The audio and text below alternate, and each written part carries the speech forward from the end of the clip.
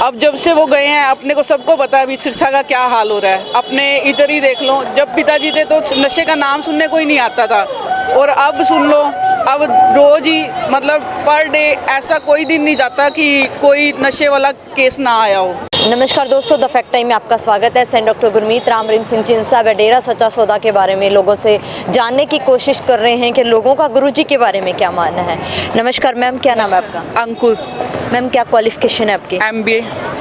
Ma'am, डेरा सच्चा सौदा के साथ कब से जुड़े हुए हैं? 98 से।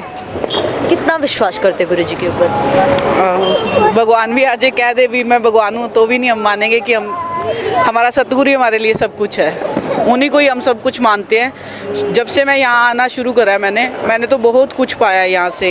इवन कि कहते हैं ना कि एक माँ के बिना कुछ भी नहीं होता, और मेरी माँ को सतगुरु ने शायद तीन बार ज़िंदगी बख्शी है उनको तो, और उनके बिना तो कहते हैं कुछ भी नहीं होता, पर सतगुरु तो अटूट है, उसका कोई वर्णन नहीं किया जा सकता।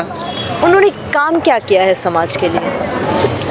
समाज के लिए मतलब ऐसे काम करे हैं जो शायद कोई सोच भी नहीं सकता। अब कहने को कोई कुछ मर्जी कहे, सबसे पहले सफाई अभियान पूज्य पिता जी ने ही शुरू करवाया था। अब चाहे वो नारा प्रधानमंत्री मोदी जी का लगता है, पर वो शुरू हमारे सतगुरु जी ने ही करवाया था। स्वच्छ अभियान, सफाई महाअभियान, वो सतगुरु जी ने करवाया। और ऐसी लड़कियां जिनको शायद कोई सोच भी नहीं सकता कि हम अपने घर की लक्ष्मी बना सकते हैं। वैश्याओं को पिताजी ने शुभ देवी का दर्जा दिया, उनको मतलब लोगों ने अपनी बहन बनाया, किसी ने बेटी बनाया, किसी ने अपने घर ले जाके उसको अपने घर की लक्ष्मी बनाया। और ऐसे घर भी हैं शुभ देवियों वाले जो अब तक सही चले आ रहे हैं। हमारे देखने में ही हैं 2-3 घर बढ़िया, उनका मतलब कहते हैं कि ना एक शादी एक बंदा आम बंदे से करता है तो उससे भी बढ़िया उनका मतलब संयोग बना हुआ है दोनों का। मैम, और गुरुजी का हमारे देश को आगे बढ़ाने के लिए क्या कंट्रीब्यूशन है? अब उनका तो कंट्रीब्यूशन आपका मतलब क्या बताएं आपको, उन्होंने तो नशा ड्रग्स वगैरह इतना मतलब छुड़वा दिया था लोगों को यहाँ पे। अब जब से वो गए हैं अपने को सबको पता है अभी सिरसा का क्या हाल हो रहा है। अपने इधर ही देख लो, जब पिताजी थे तो नशे का नाम सुनने को ही नहीं आता था, और अब सुन लो, अब रोज ही मतलब पर डे ऐसा कोई दिन नहीं जाता कि कोई नशे वाला केस ना आया हो। और जब पिताजी थे मेरे हिसाब से तो कोई केस ही नहीं था यहाँ पे नशे वाला। क्या प्रभाव पड़ा है 3-4 सालों में समाज के ऊपर जब से गुरुजी नहीं है? बहुत बुरा प्रभाव पड़ा है, मैं कहती हूँ बहुत ज़्यादा। नशा इतना ज़्यादा बढ़ गया है ना कि हम कह नहीं सकते कि आपा तो सिरसा सिटी की तो छोड़ो, इधर वाली कॉलोनियों में ही इतना ज़्यादा नशा हो गया। जब पिताजी थे तो नशे का नाम निशान नहीं था।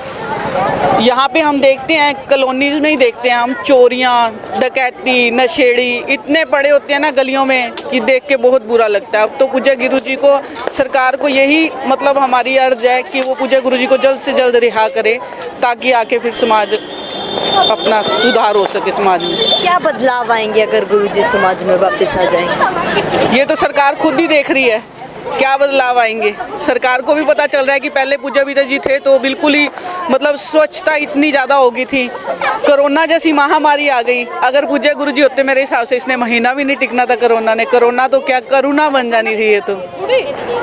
मैम, एक तरफ उनके कार्य हैं, आप लोग भी मांग कर रहे हैं, लेकिन दूसरी तरफ उनके ऊपर एलिगेशंस लगाए जा रहे हैं, क्या कहना है आपका? देखो, मैं तो 98 से यहाँ पे आ रही हूँ, मैं यहाँ पे इंस्टीट्यूट में ही पढ़ी हूँ। मैंने तो आज तक ऐसा कुछ भी नहीं देखा जो उन्होंने एलिगेशन सरकार ने लगाए हैं उनके ऊपर। इवन कि तेरावास में जब मीटिंग होती थी, इन्होंने कहा तेरावास में ये है वो है। तेरावास में जो मीटिंग होती थी खुले शरेआम एक पंडाल में होती थी, किसी को अलग से पिताजी कभी देते नहीं थे भी आओ हमसे मिलो। सारी संगत, सारे सेवादार एक ही पंडाल में बैठ के मीटिंग सुनते थे। कोई ऐसा नहीं था कि किसी के, हम कॉलेज के बाहर का गेट सुना था, ये सुना था। मैं भी इसी कॉलेज में पढ़ के गई हूँ, मैंने तो आज तक ऐसा कुछ नहीं देखा।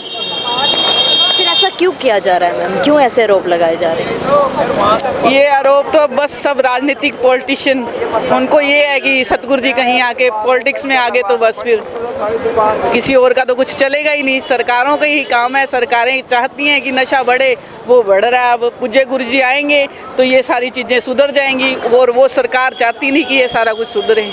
क्या मांग करोगे आप सरकार से? हम तो यही मांग करते हैं कि पूज्य गुरु जी को जल्द से जल्द रिहा किया जाए। वो बेगुनाह थे, बेगुनाह हैं और हमेशा ही बेगुनाह रहेंगे। बहुत बहुत धन्यवाद मैम आपका हमारे साथ जुड़ने के लिए। दोस्तों आपको लगातार बातचीत दिखा रहे हैं, उन लड़कियों से बातचीत करवा रहे हैं जो डेरा सच्चा सौदा में काफ़ी लंबे समय से जाती हैं। आखिर सच क्या है, आप लोग खुले दिमाग से सोचिए। वो चंद सूत्र जब वो लोग जो डेरा सच्चा सौदा में लंबे समय से जुड़े हुए हैं, अपनी राय कमेंट बॉक्स में जरूर डालिएगा। देखते रहिए द फैक्ट आई, और सच का साथ देने के लिए, सच की सोच को, मुहिम को आगे बढ़ाने के लिए चैनल को जरूर सब्सक्राइब करें। बहुत बहुत धन्यवाद।